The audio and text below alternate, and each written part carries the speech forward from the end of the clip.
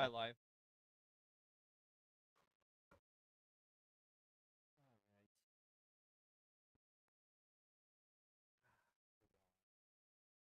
Mr. Miles, check, check. All right. Do a sound check on this real quick.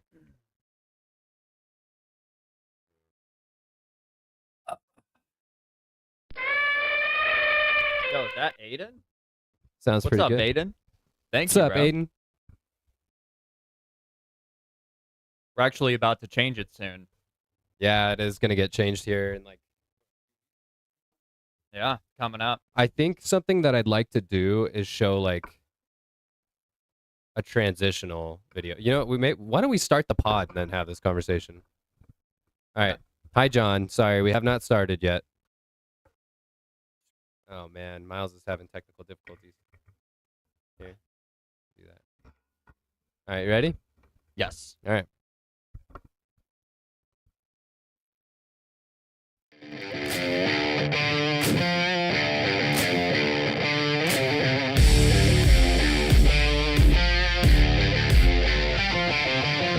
What up, Depth Chart? It's your boy, young broadcaster Jared Young, here on the set of the 2 Point Perspective with my co-host Miles on the mic, Miles Sweeney. And today's episode is brought to you by Load Management, because why play basketball when you could sit in the street clothes for 28 minutes or 28 games? I could think of a lot of players that are sponsored by this same company. How you doing today, Miles? How you been, man? I'm doing good. It's been a long day. I had to help move. My sister just bought a house, so we were moving all of her stuff to the new house. And I'm a little sore. I'm a little tired. Went to class. A little sore boy? Yeah, a little sore boy. A little sore boy? Yeah. Not as much as I'm a soy boy. But, are you a soy boy? Well, yeah, you saw me. I was inconsolable when you were opening up your laptop. Yeah, we were having some technical difficulties. I did break into my laptop because for whatever reason it was not turning on, and we run basically our entire system through it.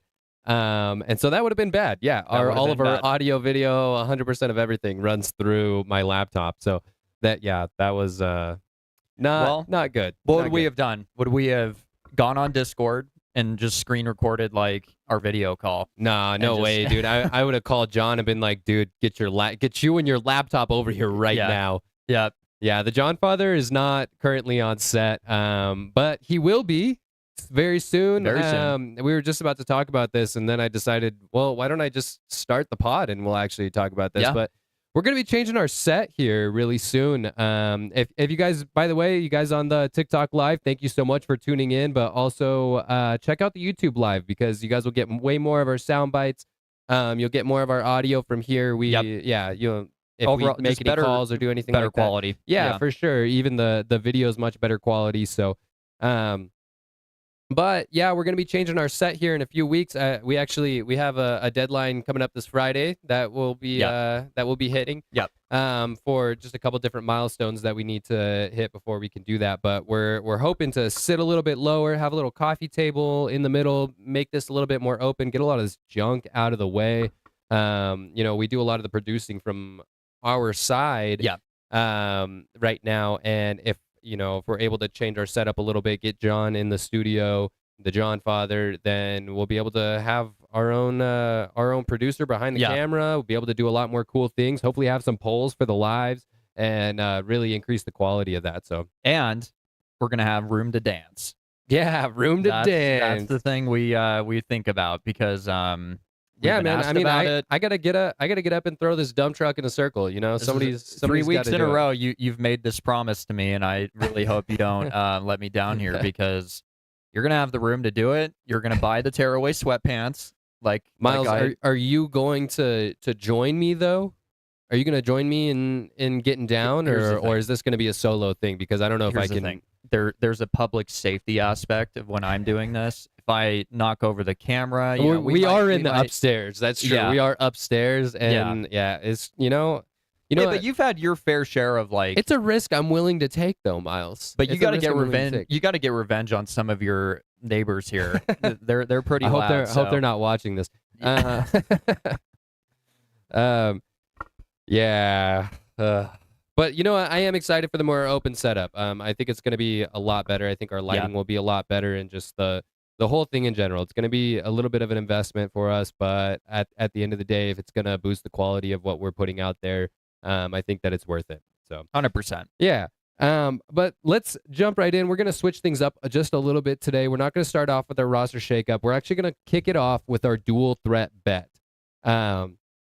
So I've won the dual threat bet 3 weeks in a row. We're starting off dual threat bet season 2 on a happy note, right, Miles? Right. Miles is happy for me. Well, I'm saving my happiness for later when I come back, and you're just going to be so miserable that you're having to do the beer mile, which we're going to talk about. But then you're gonna stack those hats, and you're gonna be running again. I am not. No way, dude. I can't lose 2 in a row. There's no way. And I'm up 3-0 right now. You think I'm gonna lose out to that? I mean, I guess there's a long time, right? We got until June. We got until June. Yeah, that's fair. But dual threat bet. I'm 3-0. Last week I had Derek Queen plus 8.5 rebounds, and he got 9. I was looking. I'm watching the game, and I'm looking at the stats, and I'm watching, and I texted Miles immediately, and I was like, Queen got 9. And what did I say? It was some profanity. Yeah, it was some profanity. You were not happy. We were also at the same time watching UNR. Oh, that was bad. Yeah, that was UNR lose to UNLV, so we were also not happy about that. Well, last week, because I talked about I cannot watch UNR basketball outside of March Madness if they make it, because I get so upset. And I saw UNLV. You jinxed it. I jinxed it, Miles. I saw, because UNLV, the rivalry, and then they're going to overtime, and I'm like, this is kind of a big game. If they need to win this. So I watched it. And not only did they lose that one, but then they go on to lose to Wyoming the week after. So, or like a few days later. And they got Air Force coming up, but I'm not hopeful right now. Like they have to win the Mountain West tournament. Yeah. And it's not going to happen. Yeah. I do not see it happening. And I think that took the wind out of their sails. I think so too. And I think that they overlooked UNLV, especially, going into that game. They were on a 5-game win streak. Yeah. Which was huge, and you just can't overlook teams late in the season like that. It doesn't matter what their record is, and I just don't think that they were prepared for that game. No. So it was a great game. It was a fun game to watch, but and it was close. It was close, but at the end of the day, they. But I texted you. I said this is why I don't watch. Right. Like that was the first game all year that I actually watched. Well, I'm gonna tell you what, Miles. That was the first game that I watched them lose all season. So I blame you. I blame you for the loss. That's double jinx. Yeah. But this week's dual threat bet, our Saturday night game, is Golden State at OKC. Dang, man. I think OKC they're gonna steamroll. Oh, they're gonna wax them. Yeah, I can't imagine that's gonna be a fun game. I don't know if Kristaps will play, and if he does, he's gonna come back that game. Yeah, he's been fighting illness again, right? This is I'm so curious to what this illness is, because it's been happening since Boston, right? And they haven't talked about it publicly, so I'm really curious what it is. But they just keep saying that he's fighting illness, and so that's what's keeping him off the court. So Miles, are you ready for the coin flip? Yes. All right, Call it in the air per usual. I'm gonna go tails. It is heads. I am pulling for the third week in a row. Oh my god! The third week in a row, Miles. And you say you have bad luck pulling, and you've had the ultimate luck pulling. Sucks to suck, Miles. This might jinx you. This sweatshirt, for the audio only listeners, he's wearing a Lucky Me gambling shirt. This is first of all, Miles. This is the top tier band AJR, and if you haven't heard AJR, I highly suggest you go listen to some AJR. This is one of my favorite bands. So I will not hear any disrespect from you, Miles. No, the disrespect will come from losing this dual threat bet.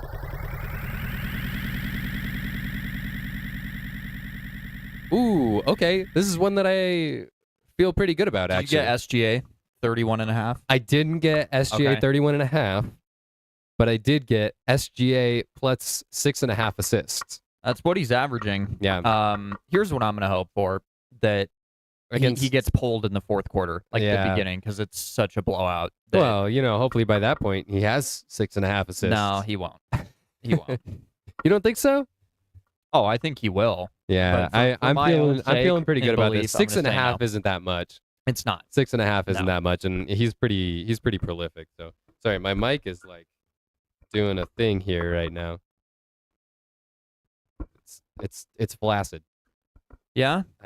We'll have to deal with that later. Yeah. Well, you're the technician now after that laptop. That's true. That's true. I did fix the laptop, so I'm basically certified. That's a piece of cake. Yeah, if you guys have any tech that needs to be fixed out there, send it my way for a hefty fee. Yeah, and don't worry about the price. Trust me, I'm a professional. If you have a flaccid mic, Jared can make it erect, right? I am a professional. Before we move on, the dual threat bet, we need to cap off that we chose a date. Oh, I hadn't forgotten. Punishment. I hadn't forgotten about it yet. Yeah. So April 12th, I'll be finally incurring my punishment for season 1, dual threat bet season 1. It is the beer mile, location TBD. However, we will be live streaming this event. We will be. I'm not looking forward to it. If you have a weak stomach, maybe don't watch, because I do have a weak stomach, and also I'm not a drinker. So, and also I'm not that in shape. So I'm pretty nervous. This can give you ample time, though. The weather's been nicer. You start going for a little jog. Yeah. Maybe you know what you should do? You should get one of those backpacks I've with been the straws. Sick. I've been sick like all week, and so it kind of sucks because the weather was really nice, and this would have been a great week to start my training. But yeah, my respiratory system said otherwise. Well, you'll get there. You're young. You'll heal. Miles, and then you're gonna. I can't wait. Gonna crush this. I know you're gonna crush this. I can't wait to wipe that smile off your face when I win Dual Threat Bet Season 2. I cannot wait. If I go up 4-0 on you next week, I don't know. I think that it's set I don't know either. I think it's set in stone. It might be. Yeah. But some of these players are not set in stone. Some of them are. It's the new roster shakeup.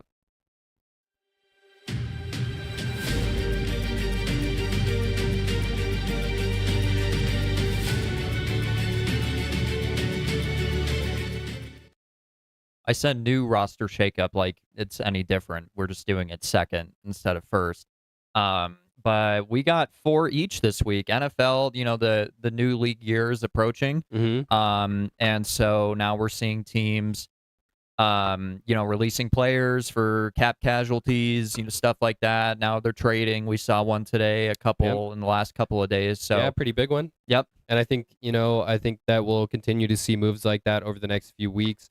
I'm hoping that my boys over in SF make a move for Mr. Max Crosby. That'd be pretty dope. But Miles, why don't you kick us off? Who you got? Okay. First off, one of the trades that happened yesterday, we got Trent McDuffie going to the Rams. He is going for a package for a 2026 first round pick. That's 29 this year. A 5th round pick this year, a 6th round pick this year, and a 2027 3rd round pick. So he's the best. I mean, you could debate between him and Chris Jones, but he is a staple in that defensive back room for Kansas City, and they just couldn't afford to pay him anymore. Here's the thing, though. They made out like bandits to get him. I mean, that's a really decent package of picks. And the Rams are not unfamiliar with trading their first rounders for established players. They did this with Jalen Ramsey. It certainly hasn't hurt them, it seems, right? Like they've been really tough and really consistent really over the last 10 years. So, and this was one of their weaker groups on their defense, was their defensive backs. Right. So now they're adding that bona fide CB1 who is already an established player in this league, and he's going to get an extension. He might have already gotten his extension. I haven't seen it, but the Rams, they know how to operate as a football operation. Yeah, and that defense is going to be dirty. It is. Yeah. Next up, we got Danny Dimes, Daniel Jones. Despite him tearing his Achilles, he still gets the transition tag by the Colts. You hardly ever see this. And so it allows for other teams to still sign Jones, but it gives the Colts the opportunity to match it So if he does not sign a competing offer sheet, he would earn a 1-year guaranteed salary of $37.8 million. So they wanted to keep their guy. Yeah, and I think that's a big deal, right? Like he carried them through a lot of the season. I think that they had a great offense and he fit in well there. Yeah. They obviously are seeing him as a long-term solution, right? And which I think is great. He's a young guy that has a lot of potential and he showed a lot of flashes this season. I get some Kirk Cousin-esque vibes there, right? Where we'll see what happens after injury. But also at the same time, Anthony Richardson didn't work out. No, that's not going anywhere. And they could be shopping him, but that experiment is over in Indianapolis. Right. And they need to secure their future. So if they're not going to draft anybody, then Danny Dimes is going to be that. Exactly. Yeah. Yep. The Bills, do they have their new wide receiver one? They just traded a 2nd-round pick for DJ Moore, and they're getting a 5th-round pick in return. DJ Moore didn't have the most electric season this past year. He's in a crowded pass catching room with Rome Odunze, and Colston Loveland kind of came into his own. But it's hard to forget how prolific of a receiver he can be. He doesn't miss time. He was famously included with that trade from Carolina for the 1st overall pick for Bryce Young. He had a good year with Justin Fields of all quarterbacks before he got departed. Right. And he's not old. Like right. He's still in the midst of his prime, and he's going to be filling a role for Buffalo that hasn't been really rock solid since Stephon Diggs. And I love this move for Buffalo. They needed a big wide receiver. They needed somebody that could actually catch the ball. I mean, how many times did Josh Allen put it in his receivers' hands this season just for them to drop it in key moments? So I think that this is a huge move for them. If it wasn't going to be DJ Moore, it was going to be someone else. They were going to make a move for a wide receiver no matter what, whether that was in trade or in free agency. So, and I think that they have good complementary pieces. Like, I really like Shakir. Keon Coleman, that he's clearly not well received there, but he was a 1st-round prospect in a draft that was so touted on its wide receivers in 2024. So, Josh Allen, how much is he going to elevate DJ Moore? I'm going to say a lot. Yeah, I think so. Vice versa. I think so too, especially coming off of, again, like you were saying, coming from 2 really young quarterbacks with not a lot of experience and frankly, guys that have been shaky on and off, right? Right. Speaking of shaky quarterbacks, this is my final one for the roster shakeup, and you've been so excited about this. I knew it was inevitable. I think it's the right decision, but it still hurts my little heart, my little sore boy heart. Why does it hurt you, Miles? Because I wanted it so badly to work out with Kyler Murray. He was drafted 1st overall in 2019, and I'm going to get into the weeds of this. I do have a lot to say. I'm not going to do it now. But, just after this year, he got hurt in week 5, and the writing was on the wall. Front office was like, Jacoby comes in, makes the offense more productive, and they're like, all right, we're just going to IR him. He's not coming back. And they tried shopping him at the trade deadline last year, and nobody was going to budge this year. So they're cutting him, and he's going to be getting $36.8 million in guarantees for this year. Wild. Well, on my list, I got Stephon Diggs cut by the Patriots. We all knew that was going to happen, right? He's got some off the field issues that are going on right now. That's obviously a big issue. Nobody wants to deal with that. At the same time, he could be productive in some games, and then other games, he just fall off completely. And, that's just not a reliable guy. He's also getting up there in years. Yep. I'm curious to see where, if anywhere, that he lands. Again, especially with his off-the-field issues that he's dealing with right now. Yeah.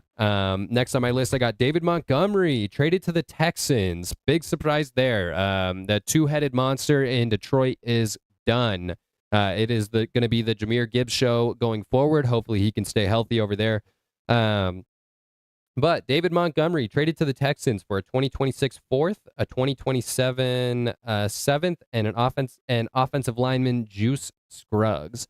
So filling some needs there. I like that trade. Yeah, for me Houston too. Because Joe I Mixon like it for Houston and for the Lions. Really, I think that it hurts their depth a little bit. Right, the run game has been something that's really important to them, establishing that early.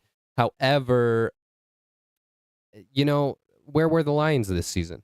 Where were the Lions this season? We thought that the NFC North was going to be stacked, that it was going to be crazy good, and it just wasn't. So, obviously, something needed to change there. They're looking to add some draft capital on top of some depth on their offensive line. So, and then next on my list, I got George Pickens. We weren't sure where he was going to go, if anywhere, and the Cowboys tagged him. He had a killer season this last year, really, honestly, overshadowing CeeDee Lamb almost around every corner, especially when CeeDee got injured early. We really saw that chemistry build with him and Dak. So, the Cowboys obviously want to keep him around. If they don't, we'll talk about some potential spots, but, there's a lot of teams out there that need wide receivers right now. So, and then finally on my list, the Jets tag Breece Hall. We weren't sure what was going to happen with this one either, Breece Hall, I can't say that he's probably been happy in New York, right? No. I'm sure he's upset. Yeah, right now. Losing like every single game, getting killed behind a terrible offensive line season after season, and frankly, just terrible play calling left and right. So, I feel bad for the guy, but I understand why the Jets tagged him, right?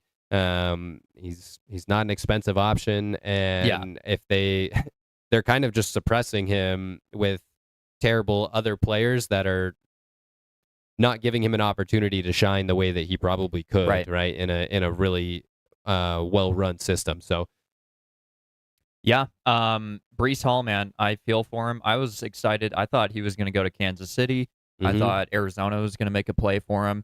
But franchise tagging a running back these days, it's not going to be the most expensive thing. No, and it's kind of risky though to do that too, right? The running back's longevity is just not there like it used to be. No, we don't see that same. We don't see that same lifespan for a running back.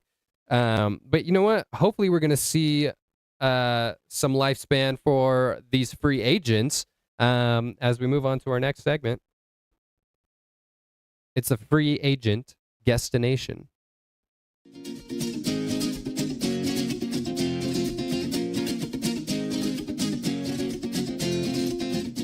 I apologize. I lost myself there for a second. I had something like built up in my head, and then I was like, "It's gone. It's completely gone." It's the cold medicine. Yeah, it is. Yeah, I've been sick, guys. I'm sorry about that.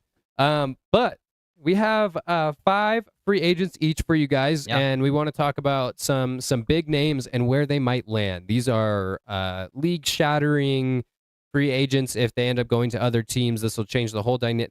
These names could change the whole dynamic of the league. And I'm really excited to see where these guys end up. So first on my list, I've got Alec Pierce. He had a really good season with the Colts after he came back from injury, right? That's probably one of the reasons why they're letting him walk on top of what the price tag will be. But his injury history is something that he's struggled with a little bit. But even still, he had 1,000 yards this season, 1,003, 6 TDs, some potential landing spots for the 25-year-old. I'm looking at, Raiders, Commanders. I had the Bills on here, but obviously the Bills just got their guy. Right. So Raiders, Commanders could be good. I would love to see him over in San Francisco. They're going to be looking for a wide receiver over there. Yeah. I'm not sure that he necessarily fits into Kyle Shanahan's system. But again, the Raiders, Commanders, those are teams that are going to be looking for wide receivers, especially Commanders with Deebo Samuel's departure. Right. Yeah, absolutely. Next on my list, we got wide receiver Mike Evans, the 32-year-old receiver from Tampa Bay. Now, Mike Evans could still re-sign with Tampa Bay if he doesn't want to leave. It's going to depend on what kind of deal he's going to get. But the market is hot right now, and Tampa's kind of deep at wide receiver. They don't really need him. Right? If Chris Godwin stays healthy, if Agbuka stays healthy, they don't really need that guy there anymore. And he's a big target that could get a lot of money, honestly, even on a 1-year deal somewhere else. So some potential trade targets for Mike Evans. Actually, some stats for Mike Evans real quick. He's Tampa Bay's all-time leader in receptions and receiving yards and receiving touchdowns. Wow, I did not know until yesterday. That's pretty impressive. He's a good player. Yeah, and one of the reasons that they're also probably not in a big rush to re-sign him. His first season under 1,000 yards in 12 seasons, right? Only 368 yards this season and 3 TDs. That's a huge drop from where he has been, like we said, over the past 12 seasons. And he's getting up there in age, right? 32. Some potential landing spots for Mike Evans. I'm looking at 49ers, right? There's been a lot of talk about that. The Patriots are also looking for a big downfield threat. And again, I had the Bills on here. Bills got their guys. So yeah. Miles, do you want to take a couple? Yeah, you want me to just keep rolling? You did too? Or yeah. Did you? Okay, yeah. We'll alternate here. Travis Kelce, one of the more famous NFL players outside of the actual sport. I think he's going to, and I think he should retire. It just doesn't make sense, and I wouldn't see him getting signed by. I mean, he could be, but I could see him wanting to finish his career in Kansas City. I think he's going to return for one more season. And it wouldn't surprise me, but I mean, his downfall in productivity is apparent. Right. We've seen it. Mm-hmm. He's already getting up there in age. Yep. And they're not going to be, I sure hope they're not going to be contending this next season. Do you think they go after a tight end in the draft? They could. Yeah, they could. And there are other tight ends on the market that they could go after too. Kyle Pitts is a big name. Yeah, that's out there right now. He just got tagged. I think Kate Otten is a free agent this year. And it's kind of a good segue here into David Njoku, who I have on my list as well. He's been productive in Cleveland despite their quarterback for a long time. Yeah. And he's continued to stay productive, regardless of that. It would be awesome to see him in a good organization, great system. Yeah, absolutely. And I think that if the Eagles decide to cut ties with Dallas Goedert and not give him an extension, I think David Njoku could go to Philadelphia because I would assume he would want a nice change of pace in terms of winning, but also just organizational structure. Philadelphia is way more buttoned up than Cleveland may ever be. And I just don't see him wanting to stay. And I could see him going into a system where, Jalen Hurts prioritizes his tight ends. Right. And, you could say it's to a fault when he's got probably one of, if not the best wide receiving room, but he's going to continue his productivity in Philadelphia where he's going to have a better chance to win. What do you think about the possibility of the Ravens? Right, he'd stay in the same conference. I know, some players are against that. Some players really like that. Right, it's familiar for them. Go with the Ravens. Isaiah Likely is going to be on the out there. Right, he's a free agent this season. So, it wouldn't. I think that's another good destination too. If Mark Andrews, he's up there in age, and Isaiah Likely he could probably get a better bag elsewhere. And it's kind of the same thing I said with Philadelphia. They've been a buttoned up organization. They have a history of winning, despite them letting go of Harbaugh this past offseason. So, I think there are a lot of options for a guy like Njoku right now, and same for Dallas Goedert if he's getting released. So maybe the Giants, the Giants, right? Harbaugh's he's a big tight end guy, so that maybe that's a possibility over there as well. Next on my list, I've got Travis Etienne, 27-year-old running back from Jacksonville. Now, he could easily stay with Jacksonville, right? There's nothing pushing him out. He had a great season this last season, over 1,100 yards, 7 TDs. The only thing is, if Jacksonville moves on from him, they have a really cheap option in Tutton. Right. They got a young guy in Tutton who ran well this last season. He didn't put up the ETN numbers, but this next season could be a breakout for him. And the number one guy, it at this point, it doesn't necessarily seem like like if you're a running back in the NFL, you're kind of expendable, right? They're building their systems not like around these running backs. They're building them to complement any runner that's in that system, right? Right. And they're calling plays that complement that runner's style. So I think that at this point, I really feel like a lot of these running backs can succeed in almost any of these systems.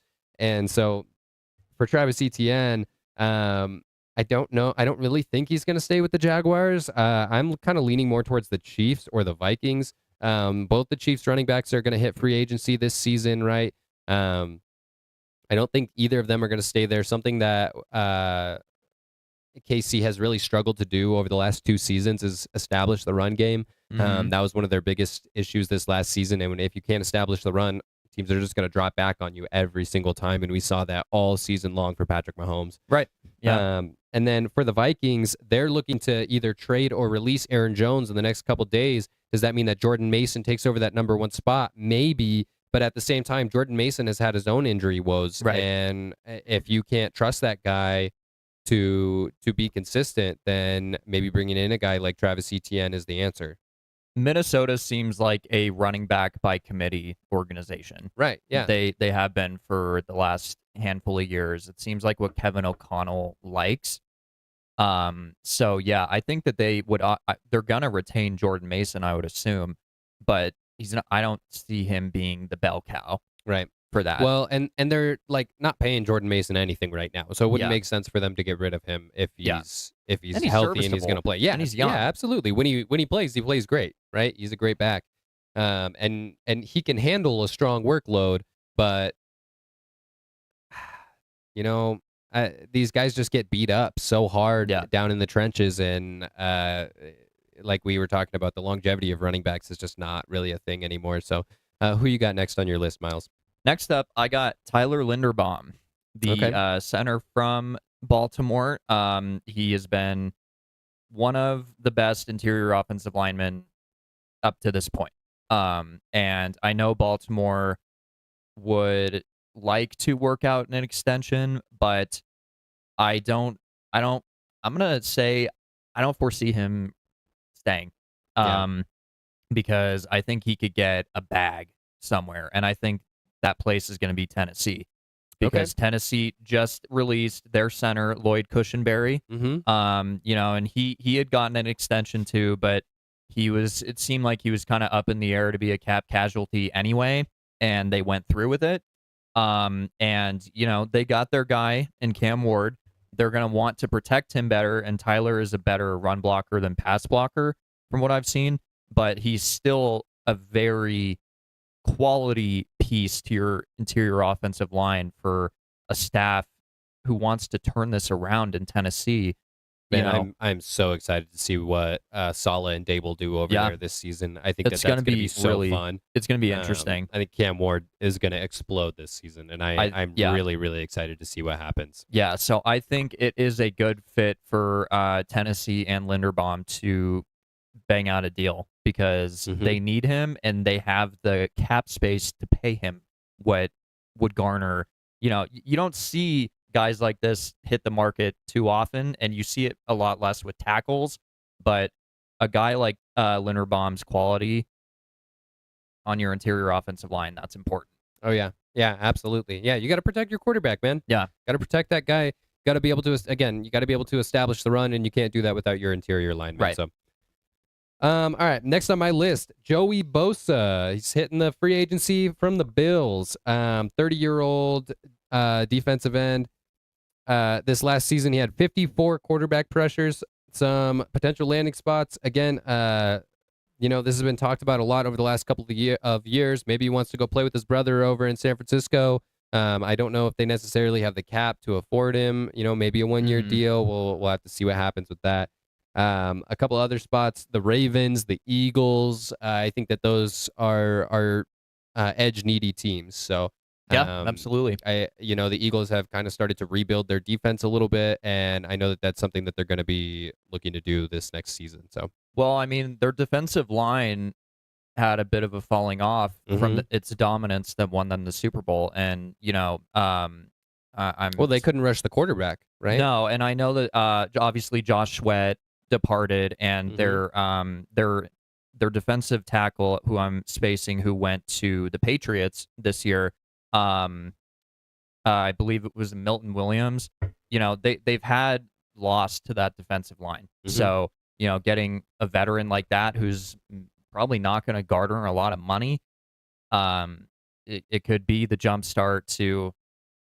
I don't see him getting, like, he just came off a 1 year deal in Buffalo where he wasn't. He's not getting a 5-year deal. No. Right? No. It's not happening. And he's not getting some crazy bag. He's not going to, blow up the market on, for edge rushers or anything like that.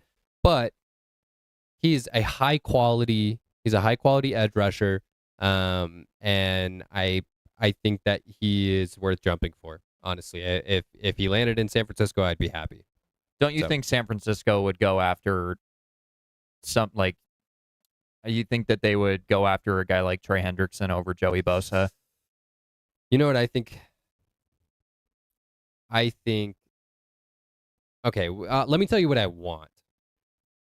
Because I don't know what San Francisco's going to do. Because every year I'm like, oh, man, we're hearing all these rumors about this and this. And, maybe they'll do this. Now, San Francisco's not afraid to make a big trade, right? They're not afraid to do that. Look at what happened with Christian McCaffrey, right? That was huge.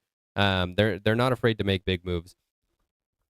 They like to do it in free agency, but I would love to see them trade for Max Crosby.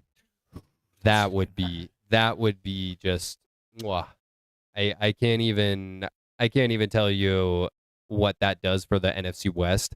And I'm sorry for your Cardinals if that happens, Miles.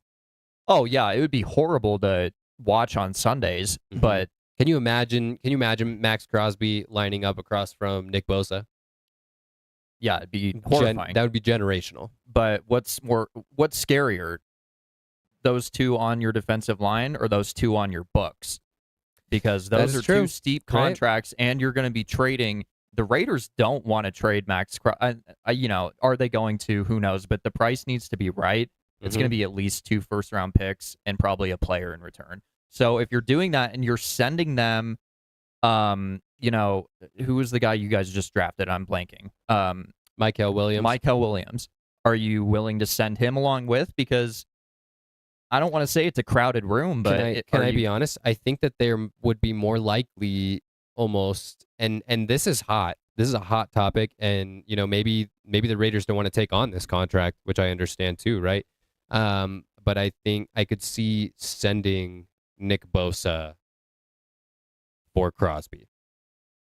And I just don't think Vegas would do that.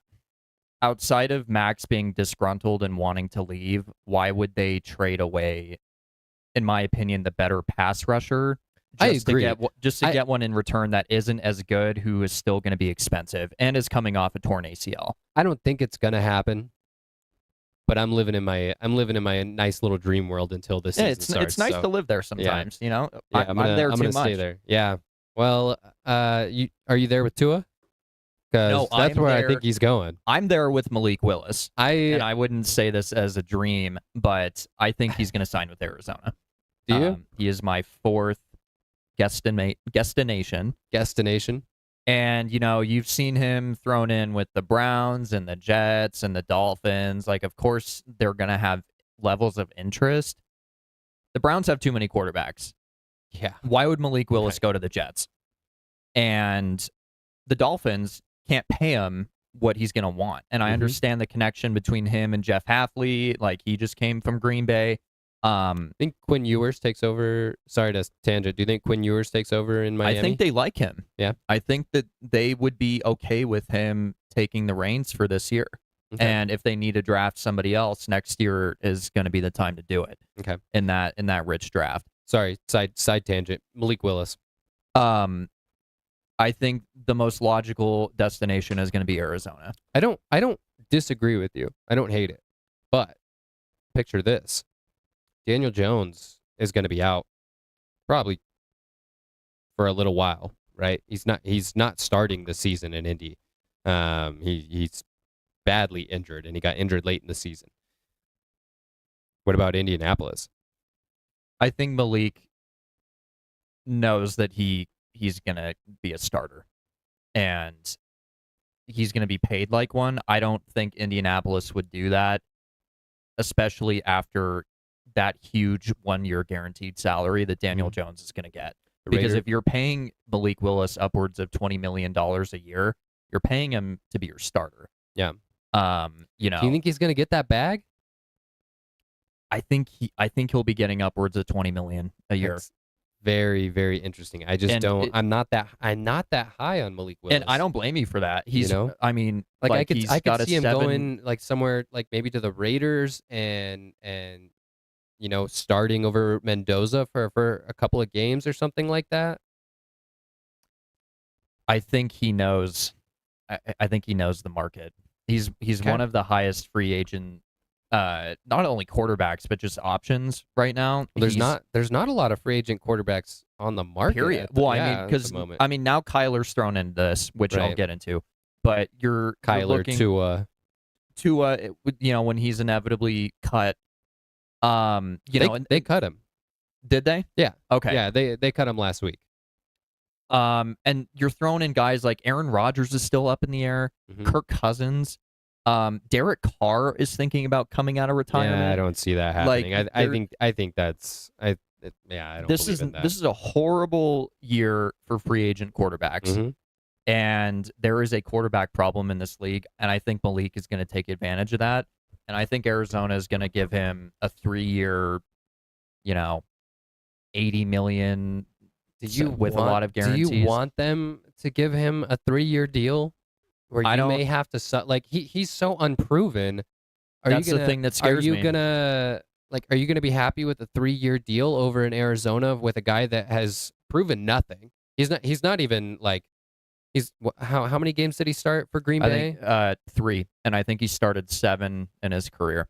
Oh man, there's a lot There's a lot to be seen with him.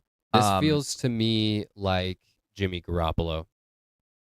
A little, and maybe this is a guy that can sustain you for a short amount of time. And maybe I'll eat my words. And if I do, come at me, come get me. But I just feel like this is a guy that will sustain you for a short amount of time, but it's not the answer to your problems. And I think that Arizona needs to invest in the draft. I would say so as well.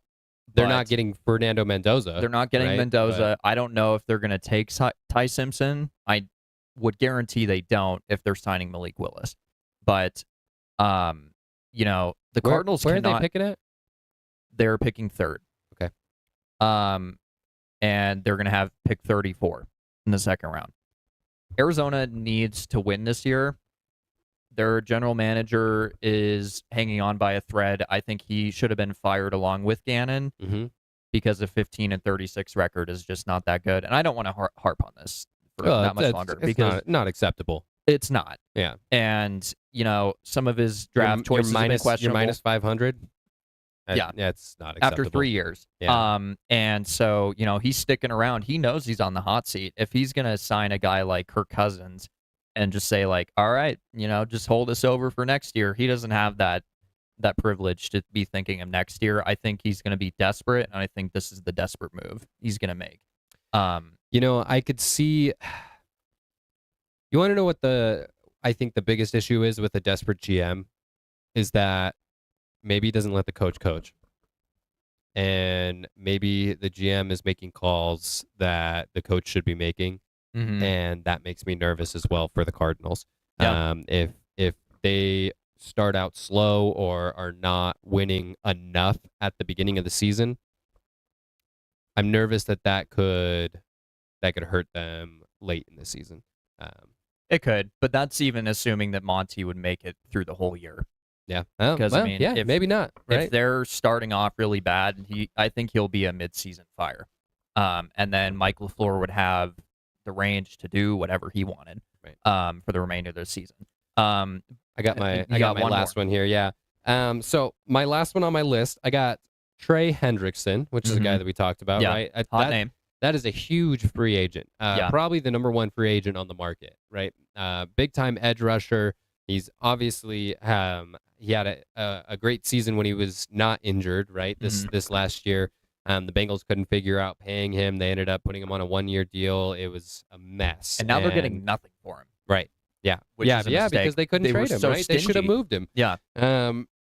And so Trey Hendrickson, 23 total pressures on 177 snaps last season. Some trade destinations. He's 31, by the way. Some trade destinations for the 31-year-old edge rusher is the Colts, the Bears, and the Lions. So I think, again, we talked about this. I think the Lions are in a little bit of a rebuild where they need a big name player to kind of boost the confidence of the fan base there. For the Bears, they're trying to stay hot and keep it rolling. Yep. The defense is an area that they struggled, right? Their offense was putting up crazy points, and then they're losing games late because their offense is having to do everything. Their defense couldn't keep their offense off the field. And then the Colts, I don't see him going to Indianapolis. That's kind of a shot in the dark there. I think that they're really happy with what they have going. I don't think that they're going to invest a ton of money into a big time edge rusher when they have guys like DeForest Buckner over there. And I think that they're young and they're on the come up. So yeah, I think, and their defense had a really successful year, right? They were ranked. They have the 4th ranked defense in the league last year. Or at one point in the season? At one point, I think they teetered off and they were more middle of the pack at the end of the season. But, I think Trey, I don't know if he would go to Detroit either.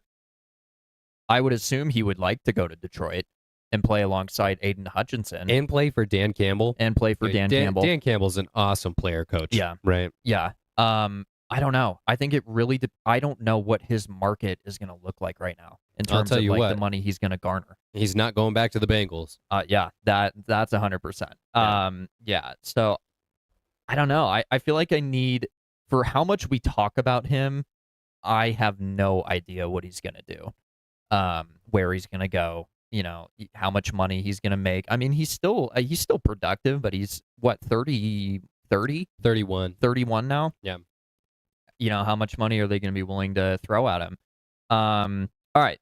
Last but not least, and this may take a minute because I have some emotions to process through this. Let it all out, Miles. This is your time. So if you guys don't know, I'm a Cardinals fan. You are? Yeah. Oh, whoa. Why do you think my eyes are so puffy and red and I thought you just wore that Valley shirt because you. This is a Sun shirt, but I'm an Arizona boy, unfortunately. Kyler Murray has been cut, and let me just go over his 7 seasons as a Cardinal. He has 74 games played. He has over 27,000 passing yards.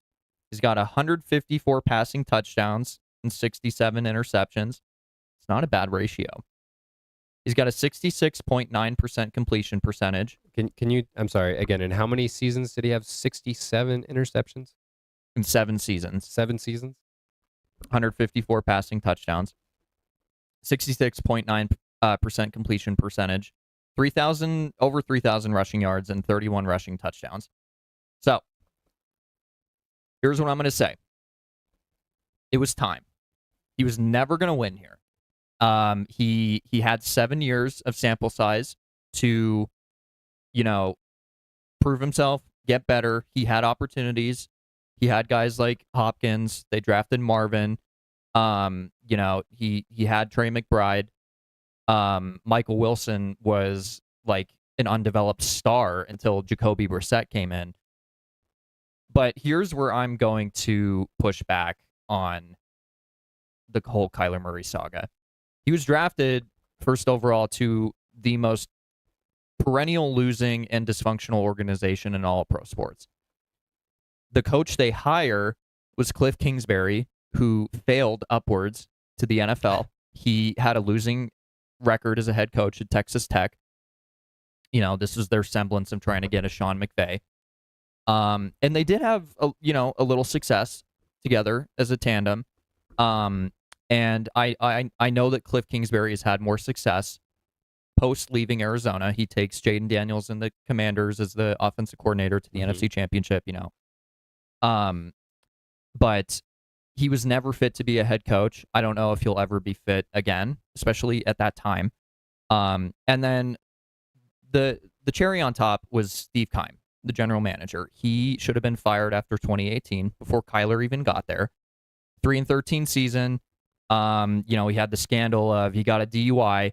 There was a burner phone involved when he was suspended to talk to the head coach at the time, Steve Wilkes, and one of the worst drafters I've ever seen in my life. He did not take an offensive lineman in the first round when Kyler Murray was there and he was employed. Not once. He took Kyler Murray, obviously, first time. He took 2 back-to-back linebackers. He took Isaiah Simmons, not even on the team anymore. Zaven Collins, still on the team, not productive in a first-round sense. And his last year, he traded pick, 23 for Hollywood Brown. And he played 2 seasons there.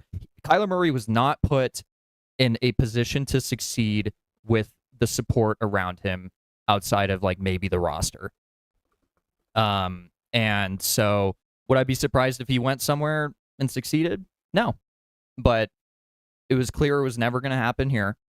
And it makes me sad, but the writing was on the wall. So that's my story. Are you finished? Yes. Thank you. Yeah. And I just wanted to give you a round of applause for your soapbox. I thought you were hovering because you were like, get it over with. No. I wanted to applaud you for putting yourself out there because I know that was a very emotional moment for you. I've had a lot of emotion on this because he is not the sole blame of his tenure here. The Cardinals failed him just as much, if not more, than Kyler failed the Cardinals. And you would watch him play at least twice a year as a Niners fan. And I kind of want to hear your gauge on, and I know you're way more critical and your opinion on him is. Here's the thing, Miles. I love to rip on you for him. Yeah. And I think that's why you probably feel that I'm so critical. But here's the thing about Kyler Murray. Other than his size, Kyler Murray is an athletic freak. He is a smart guy, but he's been injured a lot. And it's because the Cardinals have refused to build an offensive line around him, right? He spent the majority of his career running for his life. And, when you do that, it puts you on the sideline, right? It puts you on the sideline. You're injured. And when you're telling me about the interceptions, I was trying to do some math in my head, and this isn't exactly correct, but somewhere around 50% of his games, he's throwing interceptions. He's got essentially a 2-to-1 touchdown interception ratio. Yeah, right. And that is not to be completely honest, that's not an acceptable ratio. No, he would throw too many. Long term. But when you get in the mode of never feeling like you're going to be protected, you start to get shell-shocked. And we talk about this all the time. We've talked about this 7 times on this show about quarterbacks getting shell-shocked because they're not getting the protection that they need. They're not being schemed up correctly. And, and the run game has also been shaky on and off over the years, right? They've had good running backs in there, but they're not staying healthy. And so I think you're right. I think he's been set up to fail. I liked Kyler Murray when he came out of college. I liked him in his very first season. I do love to give you a hard time about it. And I don't care who the next quarterback is. I'm going to give you a hard time about that one too. But I agree with you. I think he's been set up to fail. And yes, he's played some bad ball. There's been times where I'm like, Kyler Murray, what are you doing? And it's, and it's gotten worse, right? It's later on in his career. After he tore his ACL, he's been worse. Right. And again, I also think that the system has been worse, right? The Cardinals have progressively gotten worse throughout his career. They certainly haven't gotten better. Right. And so that's my take on it, and that's how I feel. I don't want to rip you too much more on that. Well, and with that being said, I think Kyler is going to go to Minnesota because I think he grew up a Vikings fan. I think he knows that Kevin O'Connell is one of the few coaches who could maybe fix him and where he could be the starter and resurrect his career. Because I just don't see why they would choose J.J. McCarthy outside of the fact that they just drafted him a couple years ago over a guy like Kyler. When Kevin O'Connell may be on the hot seat and needs to win now, he's not doing that with McCarthy. Right. So yeah, I hear you. And you can give your rebuttal, and I'm going to fix the live. No, I think we're good. And I think the live is good too, dude. We're still rolling. Oh, our live's going to end in 5 minutes. Sorry, guys. Shout out to Miles for saving the live. All right. Well, we are actually running kind of short on time, so I'm hoping that we can rapid fire through these last couple segments. Let's do it. So our next segment we got here, start, bench, cut.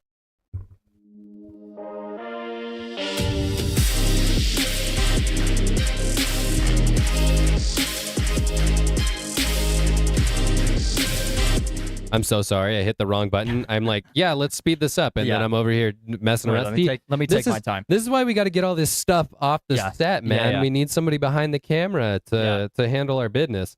All right, so start, bench, cut. Miles, go ahead. All right, and this is personal edition. Mm-hmm. Jared. Yes, start, bench, cut, personal Jared. edition.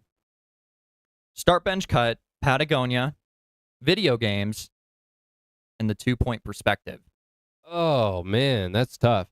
All right, we're gonna cut video games right away. I love gaming, mostly just because I get to chop it up with my boys on the mic. But you know, it's such a time suck. It is. It's such a time suck, and you can get you're just wasting so How much productive precious time is it outside of like it just being an outlet for a long day, or, right? You know. And that's great. But you know what, man, I feel like I call my friends less when I game. Mm-hmm. So, you know, if I'm gaming less, I'm calling my friends more, and I think that is more personal, and I think that I develop better relationships with them. So, first off, cutting that. Yeah. I apologize, Miles, but my lifeline is my job. I figured. I'm probably starting Patagonia, and you know, there may be time. Maybe we do come across a time where we have to bench the 2-point perspective. I hope that doesn't happen, but that's what I pick. The 2-point perspective could be like the Tom Brady behind the Drew Bledsoe this entire time. Well, so here's the thing, Miles.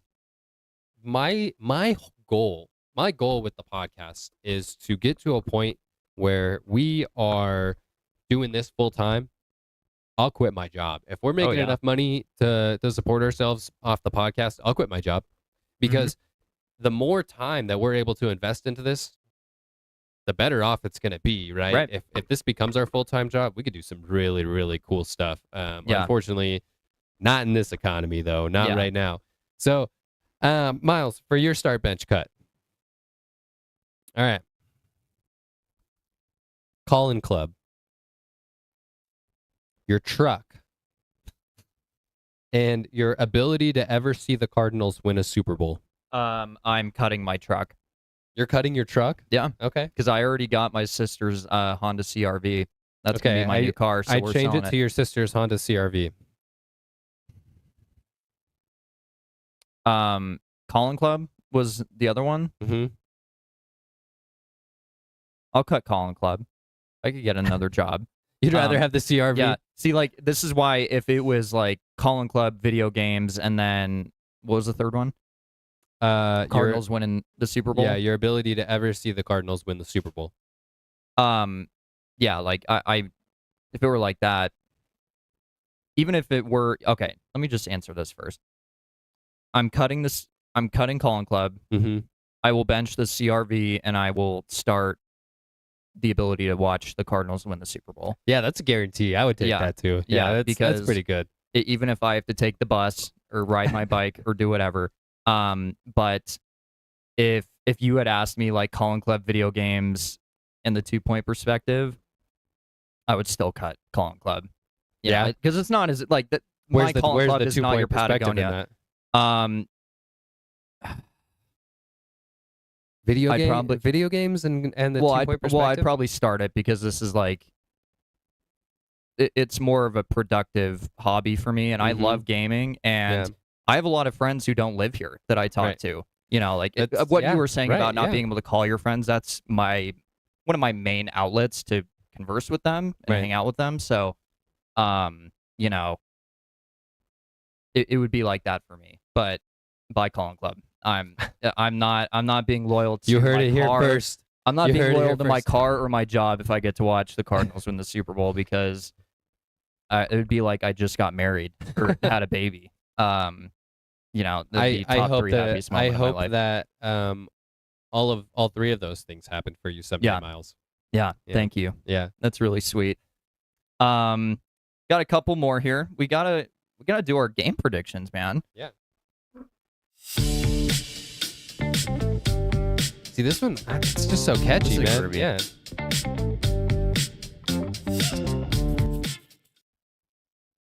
All right, man. Game predictions. Yep. Went 4-1 last week, and you went 3-2. I did go 3-2. Let's fire these off one at a time. Magic at Timberwolves. I'm gonna go with the Magic. Oh, really? Yeah. Wow. I'm taking the Wolves. Okay. Yeah, let's go Minnesota. We've been kind of similar these past few weeks. So Nets at Pistons. Pistons. Yeah, that's easy. Yeah. Number 1 team in the NBA right now? Yep. Yeah, it's not even close. 76ers at Hawks. Who are you taking? They're both kind of dumpster fires right now. But I think I have to take Philly. For the sake of disagreement, I'm going to take Atlanta. Do it, man. They're at home. Clippers at Memphis. Man, kind of two more. I don't want to say that the Clippers are a dumpster fire. I'm going to take the Clippers. They've like kind of gathered themselves later in the season. I'm going to take them too. Yeah. The Jazz at the Bucks. Ooh. I'm taking Milwaukee. Yeah, I'm taking Milwaukee too. Utah, man. And then the toughest decision on our board. We got the dual threat bet. Golden State at OKC. You know, man, if Curry was playing, maybe I would like. I don't even Hail Mary with that. I don't even think I would with Curry. Honestly, it's gonna be SGA. For me. It's gonna be the Thunder. All right. Well, let's keep on thundering through to our new segment, Stat Line or DUI.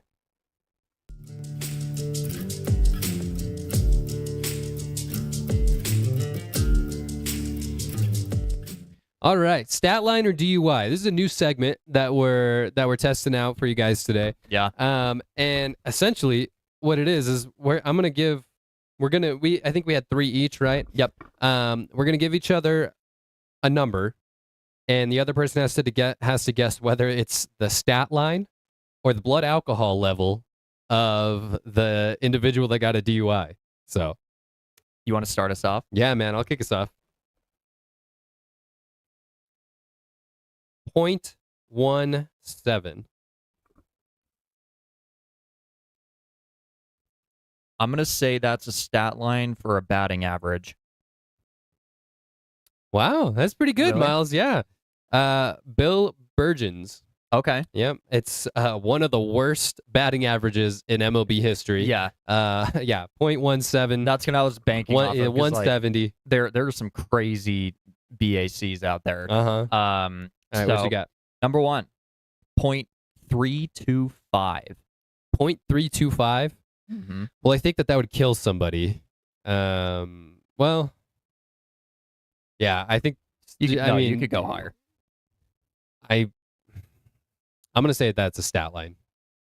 It's a DUI. No way that's a DUI. You know who it was? Eddie Lacy.